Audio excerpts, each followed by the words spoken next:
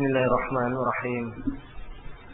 Alhamdulillah hamdan katsiran tayyiban mubarakan fih kama yuhibbu rabbuna wa yarda.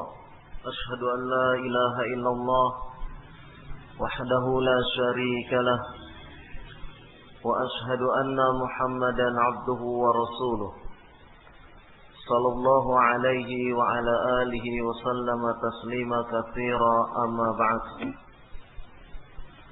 Alhamdulillah, syukur kita panjatkan kepada Allah Subhanahu wa ta'ala yang telah melimpahkan kenikmatan kepada kita semua, termasuk pada kesempatan sore hari ini.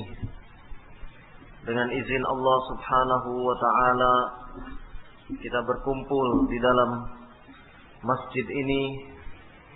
Semoga menjadi amal soleh bagi kita semua, dengan meniatkan ikhlas semata-mata karena Allah Subhanahu wa ta'ala, dan dalam rangka untuk mutaba'ah li Rasuli sallallahu alaihi wa ala alihi wa sallam.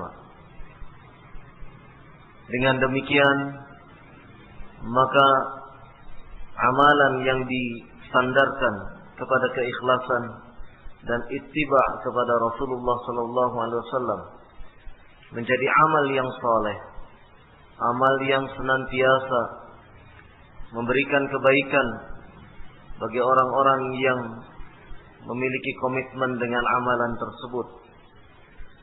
Dan mudah-mudahan amalan itu bisa meringankan, menjadi sesuatu yang meringankan ketika di hari kiamat nanti. Amalan tersebut bisa memberatkan timbangan kebaikan.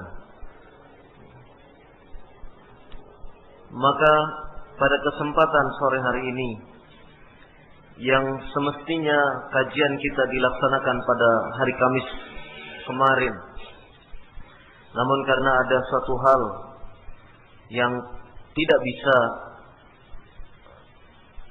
saya atasi, maka kajian hari Kamis diganti waktunya pada hari Jumat ini. Adapun untuk selanjutnya, insya Allah tetap pada jadwal semula, yaitu hari Kamis jam 4. Karena biasanya kalau sudah memulai awal pertama, sudah bergeser, artinya sudah tidak jadi, yang berikutnya akan sulit. Maka yang pertama ini tetap kita laksanakan meskipun waktunya dirubah. Ikhwafidin a'azakumullah, sebagai seorang muslim tentu kita harus memiliki pegangan yang kokoh. Di antara pegangan yang kokoh tersebut adalah apa yang disebut oleh para ulama dengan al-aqidatu. Aqidah berasal dari kata al-aqdu, yang artinya adalah ikatan. Seseorang mengikatkan diri kepada sesuatu yang dia yakini, maka itulah akidahnya. Karena itulah para ulama membagi akidah, ada yang akidah as-sahihah, ada akidah yang ghairus sahihah. Akidah yang sahihah adalah akidah yang benar-benar didasarkan kepada keimanan kepada Allah Subhanahu wa ta'ala, keimanan kepada para malaikatnya, keimanan kepada kitab-kitab dan kepada para rasul, dan keimanan kepada hari akhir, mengimani takdir baik yang baik ataupun yang buruknya. Ini adalah dasar daripada akidah, dan itulah yang disebut aqidatul islamiyah, yaitu aqidah as-sahihah. Perjuangan Rasul sallallahu alaihi wa ala alihi wasallam, perjuangan Rasul adalah membumikan akidah itu ke kalangan kaumnya. Dari mulai Nuh alaihi salatu wassalam, mendakwahkan tentang akidah, tentang mengesahkan Allah Subhanahu wa ta'ala. Karena sesungguhnya penciptaan manusia tujuannya adalah agar mereka mengesahkan Allah Subhanahu wa ta'ala. Allah Subhanahu wa ta'ala berfirman, "Wa ma khalaqtul jinna wal insa illa liya'budun." Dan tiadalah aku ciptakan jin dan manusia kecuali untuk beribadah kepadaku. Ini artinya bahwasannya segenap penciptaan, segenap apa yang ada pada diri manusia adalah disusun dalam rangka untuk beribadah kepada Allah. Apa makna illa liya'budun? Kecuali untuk beribadah kepada Allah. Menurut para mufassirin, illa liya'budun ay maknanya adalah yuwahiduni, yaitu untuk mengesahkan aku, mengesahkan Allah Subhanahu wa ta'ala. Maka itulah sebenarnya hakikat diciptakannya manusia dan jin oleh Allah Subhanahu wa ta'ala dalam rangka mengesahkan Allah Subhanahu wa ta'ala. Allah tidak membiarkan manusia dan jin diciptakan dengan begitu saja, menelantarkan begitu saja, tetapi benar-benar tujuan penciptaan mereka adalah dalam rangka untuk beribadah kepada Allah Subhanahu wa ta'ala. Dan Allah Subhanahu wa ta'ala pun mengutus para rasul. Walaqad ba'atsna fi kulli ummatin rasulan an i'budullaha wajtanibut taghut. Dan sungguh kami telah mengutus pada setiap umat itu seorang rasul. Apa tujuannya? An i'budullaha, yaitu agar para rasul tersebut mendakwahkan kepada kaumnya agar kaumnya beribadah kepada Allah Subhanahu wa ta'ala wajtanibut taghut, dan menjauhi at-taghut. At-taghut bisa diartikan sebagai dukun, bisa diartikan dengan sesembahan selain Allah Subhanahu wa ta'ala, atau sebagian mufassirin menyebutkan al-asnam, yaitu patung-patung yang disembah. Intinya bahwasannya taghut adalah sesembahan yang diyakini oleh setiap orang yang sesembahan itu adalah selain Allah Subhanahu wa ta'ala. Ini adalah makna dari seseorang memiliki akidah yang benar. Dan akidah yang benar ini adalah tujuan dari dakwahnya para rasul sallallahu alaihi wa ala alihi wasallam. Maka ikhwah fillah azakumullah, memiliki akidah yang sahihah adalah sesuatu yang penting bagi seorang muslim. Banyak di antara mereka yang karena tidak memiliki kekokohan akidah, kemudian keislamannya tergeser. Apalagi di era sekarang ini,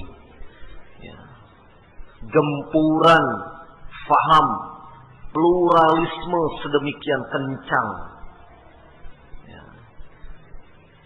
Sadar ataupun tidak, umat digiring untuk menerima keadaan yang seperti itu. Menerima faham pluralisme dengan segala konsekuensinya. Secara bertahap umat digiring untuk membenarkan yang batil. Dan secara bertahap umat digiring untuk menyalahkan yang hak atau menjadikan sesuatu yang hak itu menjadi batil. Bagaimana tidak? Contoh dalam kehidupan sehari-hari kita. Di berbagai media disebutkan bagaimana Indonesia disoroti dalam hal HAM, hak asasi manusia. Katanya penerapan HAM di Indonesia setengah hati. Kenapa demikian? Sebagai contoh bukti adanya aliran Ahmadiyah. Aliran Ahmadiyah yang minoritas ditekan, tidak boleh untuk kemudian hidup di Indonesia. Contoh lain adalah adanya aliran Syiah yang itu pun merupakan kelompok minoritas dan kemudian itu pun dilarang. dengan menggunakan sarana apa mereka mencoba untuk menjadikan yang batil itu hak, atau sebaliknya menjadikan al-haq itu sebagai sesuatu yang tidak bisa diterima, yaitu dengan slogan-slogan hak asasi manusia. Toh beribadah, toh menganut keyakinan, itu adalah sah-sah saja pada zaman sekarang, apapun keyakinannya. Ini dalam segi akidah, dalam segi manhaj. Dalam segi yang lainnya, di berbagai tempat gaung untuk menerima pernikahan satu jenis kelamin terus diperjuangkan. Yang laki-laki ingin nikah dengan laki-laki, yang perempuan ingin nikah dengan perempuan.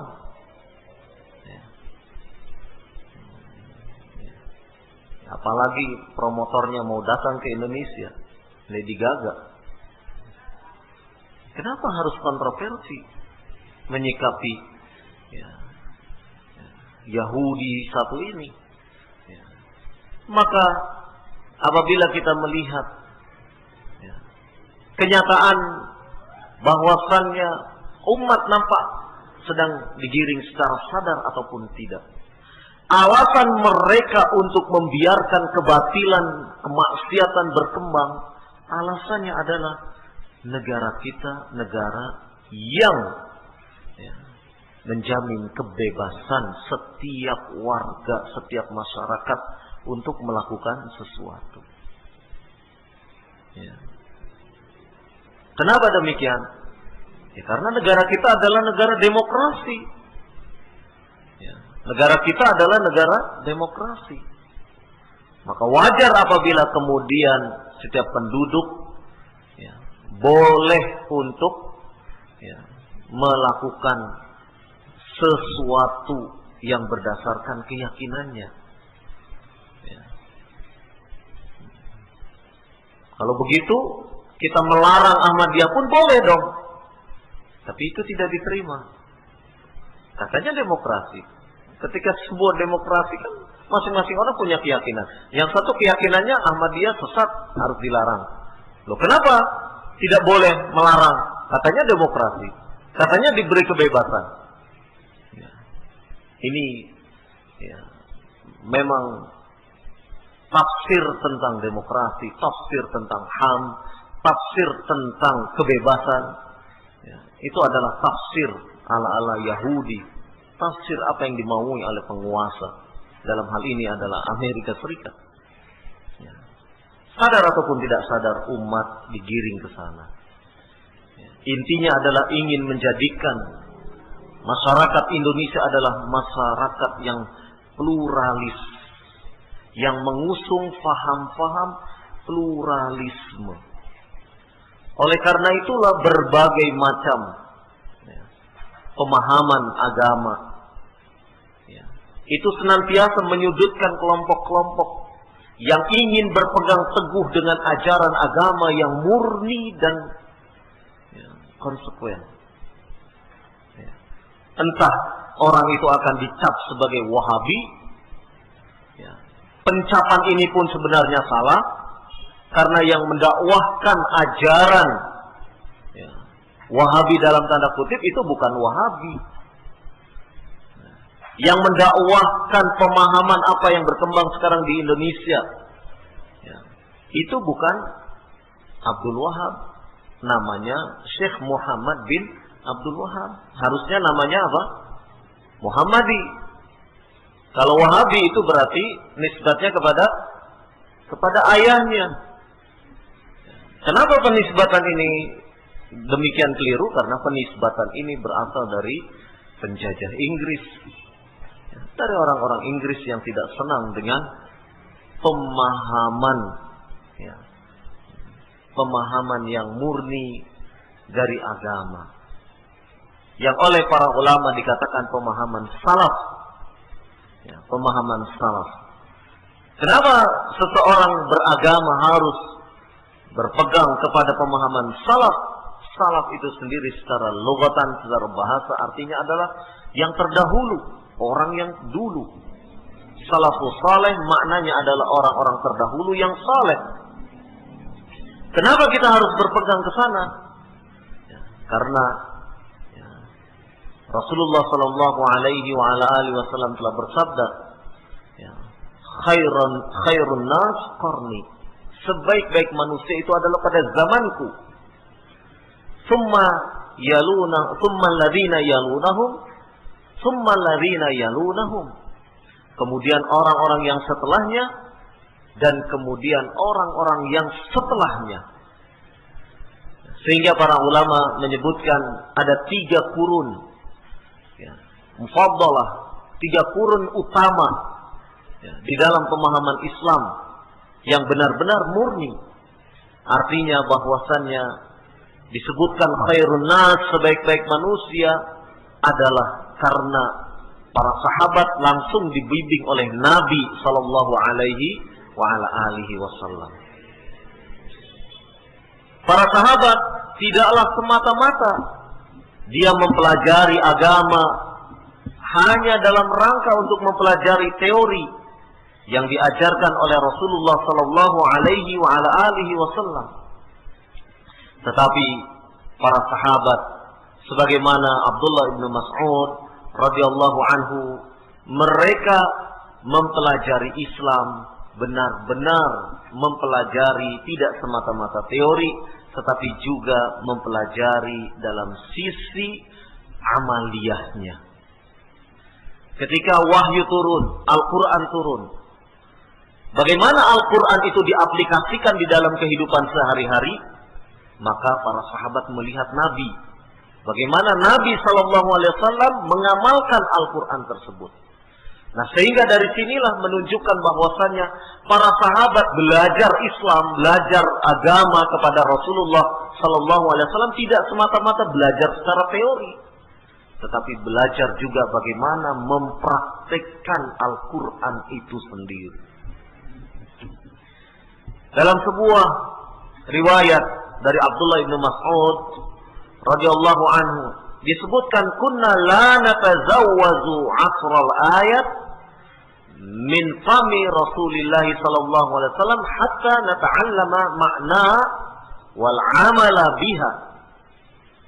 Kata Abdullah bin Mas'ud radhiyallahu anhu, kami la natazawwazu asra ayat, tidak lebih dari 10 ayat, tidak pernah lebih mengambil lebih dari 10 ayat min fami Rasulillah sallallahu alaihi wasallam, dari lisan Nabi sallallahu alaihi wasallam.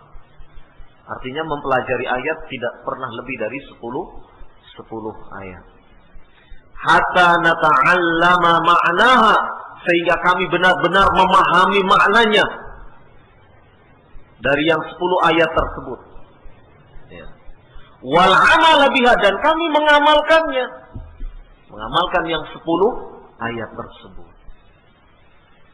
Syahid daripada apa yang disebutkan oleh Abdullah bin Mas'ud ini, inti masalah yang ingin ditekankan di sini adalah kalimat wal amala biha, dan kami mengamalkannya. Kenapa kami para sahabat mengamalkannya? Karena Rasulullah Sallallahu Alaihi Wasallam adalah orang yang pertama kali mengamalkan apa yang diturunkan dari Allah Subhanahu Wa Taala, yaitu Al-Quran. Nabi Sallallahu Alaihi Wasallam mendapatkan legitimasi dari Allah Subhanahu Wa Taala. Laqad kana lakum fi Rasulillahi uswatun hasanah. Sungguh telah ada bagi diri kalian, pada diri Nabi Sallallahu Alaihi Wasallam itu uswah hasanah, contoh teladan. Tidak mungkin ayat turun Nabi tidak mengamalkan, tidak mungkin. Ayat turun pasti Nabi mengamalkannya. Karena apa? Karena beliau adalah uswah hasanah. Wa ma yantiqu 'anil hawa in huwa illa wahyu yuha. Dan Nabi sallallahu alaihi wasallam tidak pernah berbicara berdasarkan hawa nafsunya.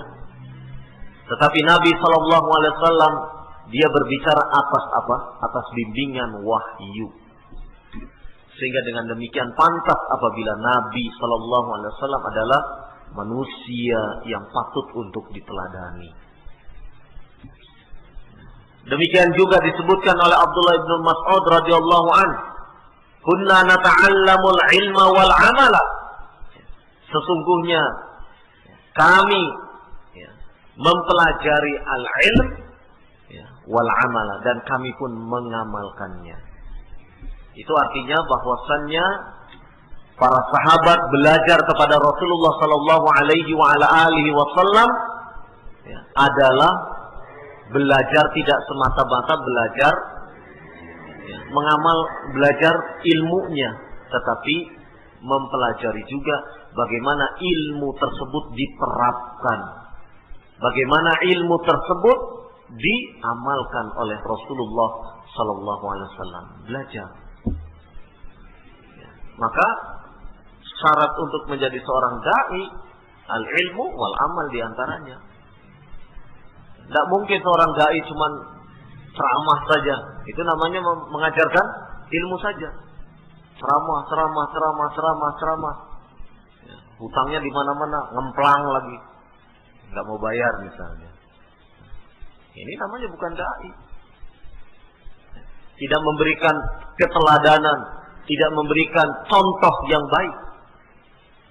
Bagaimana umat akan percaya? Iya kan? Bagaimana umat akan percaya sementara akhlaknya seperti itu? Akhlak seorang dai. Ya. Mengajarkan pentingnya sholat, sementara sholat jamaahnya ditinggalkan. Bagaimana karakter dai seperti ini? Dan banyak lagi contohnya. Maka mempelajari agama tidak semata-mata belajar secara keilmuan saja, tetapi bagaimana mengamalkannya, mengamalkan ilmu tersebut. Maka dari sini kebelingernya cendekiawan, dalam tanda kutip cendekiawan Islam, semangat sekali belajar ke McGill University. Ya kan? Kenapa semangat? Karena tidak tahu prinsip dia belajar agama itu seperti apa. Paham maksud saya? Dia pergi ke McGill University. Dalam rangka apa? Memperdalam agama. Dia belajar agama kepada orang kafir. Orang kafir ini menyebutkan tentang poin-poin puasa, dia sendiri tidak puasa. Bagaimana mungkin? Kan begitu. Bagaimana pentingnya rukun Islam, sholat, segala macam. Yang ajarkan kufar, orang-orang kafir. Bagaimana mungkin? Kok belajar agama kepada orang-orang seperti ini? Tapi kan kita mempelajari metodologinya. Taruhlah itu metodologi. Tetapi apakah bisa diambil ilmunya dan metodologi itu akan diterapkan kepada kaum muslimin? Bangga sekali kalau sudah pulang dari McGill University di Montreal, Kanada. Peletak dasarnya kan Harun Nasution ya. Maka ini ketika seseorang mencoba untuk mengkaji bagaimana mempelajari agama ini dengan baik, apa yang dicontohkan oleh Abdullah bin Mas'ud sudah sangat jelas sekali. Belajar agama adalah mempelajari ilmunya dan bagaimana mengamalkan ilmu yang ada pada ilmu yang telah dipelajari tersebut. Ini namanya belajar agama. Maka di dalam surat Al-Asr disebutkan, wal asri innal insana lafi khusr illa alladzina amanu wa 'amilus shalihat. Setelah orang itu beriman, dia beramal soleh. Tidak mungkin orang hanya mengaku beriman, tapi amal solehnya seperti itu. Amal perilakunya tidak ada cermin kalau dia itu orang yang beriman. Kan begitu? Tidak mungkin. Kalau perilakunya rusak, itu menunjukkan keimanan yang ada pada dirinya ya, sangat lemah. Al-imanu yazidu wa yanqus. Iman itu bertambah dan berkurang. Yazid bi ta'ah, bertambahnya dengan ketaatan kepada Allah, bi ta'atillah, ketaatan kepada Allah, dan berkurangnya bi ma'siyatillah, maksiat kepada Allah. Nah, kalau ada orang banyak maksiat, ya, menunjukkan kadar keimanannya ya, seperti itu. Ya. Maka ikhwah fiddin a'azakumullah, ya, beragama ya, semestinya kita mengambil dari sumber-sumber rujukan-rujukan yang memang jelas, sharih dan bisa dipertanggungjawabkan secara ilmiah. Sekarang ya, orang beragama ya, banyak ya, bertumpu kepada akal, ya, tidak mengembalikan pemahaman agama tersebut kepada salafun saleh. Ya. Akibat daripada memahami agama bertumpu kepada akal, akal memiliki keterbatasan. Ya. Maka kemudian agama pun ditakwil, ya, ditafsiri atas dasar sesuai dengan kadar akal dia. Maka kemudian banyak orang yang bangga dengan Mu'tazilah karena sesuai dengan akalnya. Banyak orang yang kemudian menafikan sifat-sifat Allah karena sifat-sifat Allah Subhanahu wa ta'ala itu tidak sesuai dengan kehendak akalnya. Maka apabila kita melihat fenomena ya, orang-orang yang sekarang ingin memperjuangkan agama tetapi sebenarnya mereka keliru langkah-langkah ya, torekoh yang dia tunaikan ya, salah, tidak sesuai dengan apa yang dijalankan oleh Rasulullah SAW, maka yang demikian ini akan membawa kehancuran kepada umat. Maka sekali lagi pentingnya akidah, ihtimam, perhatian kita kepada akidah yang as-sahihah. Kenapa demikian? Karena akidah yang benar itu akan menjadikan amalan kita diterima oleh Allah Subhanahu wa ta'ala. Ya. Orang yang menyekutukan Allah Subhanahu wa ta'ala tidak akan diterima amalannya. La yahbaqana amaluka, kata Allah Subhanahu wa ta'ala, maka akan gugur amal kalian. Ya. Jika kalian menyekutukan, la in asrakta la yahbaqana amaluka. Jika engkau melakukan kesyirikan, gugur amalan kalian. Ya. Ini adalah prinsip akidah. Prinsip kita memahami agama dengan baik dan benar. Maka di tengah gempuran-gempuran budaya-budaya kekufuran, ya, gempuran-gempuran apa yang disebut dengan pluralisme yang akan menjadikan semua agama, semua keyakinan itu benar, ini berbahaya. Ya. Ketika ada orang berbicara itu batil, maka akan dicap sebagai apa? Dicap sebagai anti pluralisme. Ya.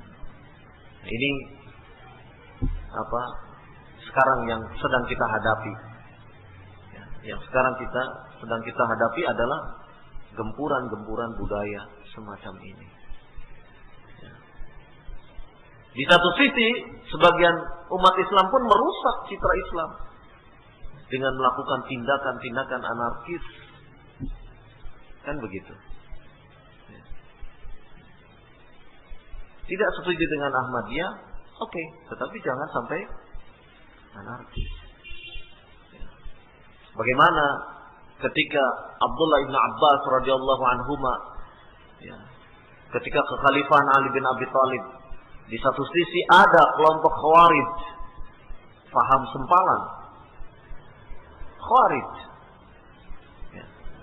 Paham Khawarij ini tidak lantas oleh pasukan Ali bin Abi Thalib diserang. tetapi diutus dulu Abdullah ibnu Abbas radhiyallahu anhuma.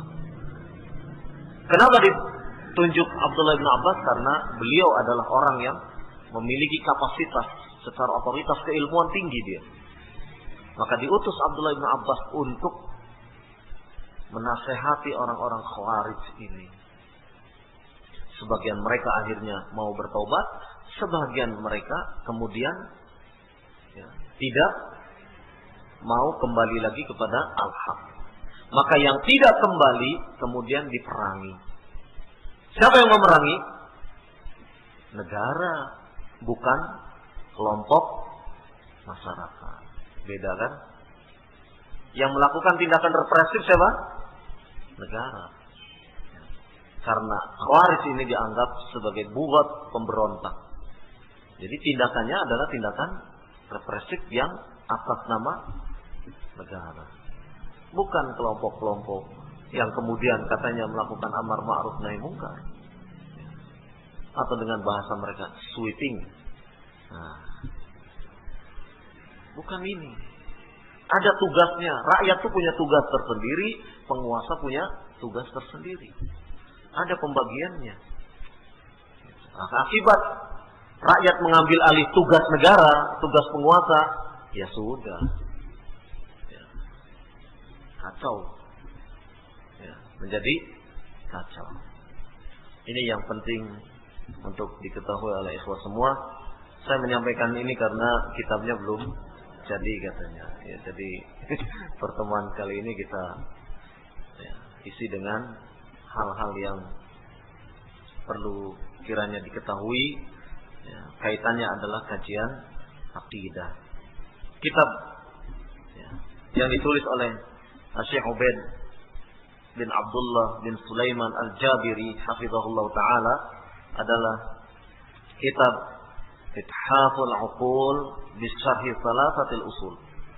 Ini adalah kitab merupakan kitab syarah Ushulus Salasah. Kitab Ushulus Salasah itu sendiri membicarakan tentang akidah.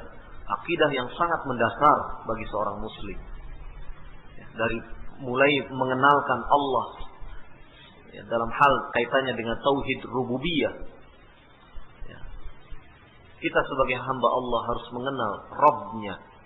Harus mengenal Allah Subhanahu wa taala dalam hal aspek apa? Rububiyah. Allah sebagai Ar-Razik, pemberi rizki. Allah sebagai yang menghidupkan, yang mematikan dan seterusnya.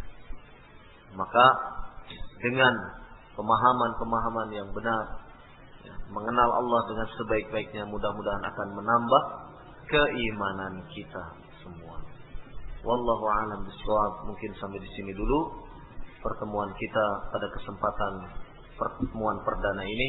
Mudah-mudahan pada pekan-pekan depan kita bisa melanjutkan kajian kita ini dengan sebaik-baiknya. Kita memohon kepada Allah Subhanahu wa taala kemudahan untuk melakukannya. Subhanakallahumma wa bihamdik asyhadu an la ilaha illa anta astaghfiruka wa atubu ilaik. Wa sallallahu ala nabiyyina Muhammad walhamdulillahi rabbil alamin.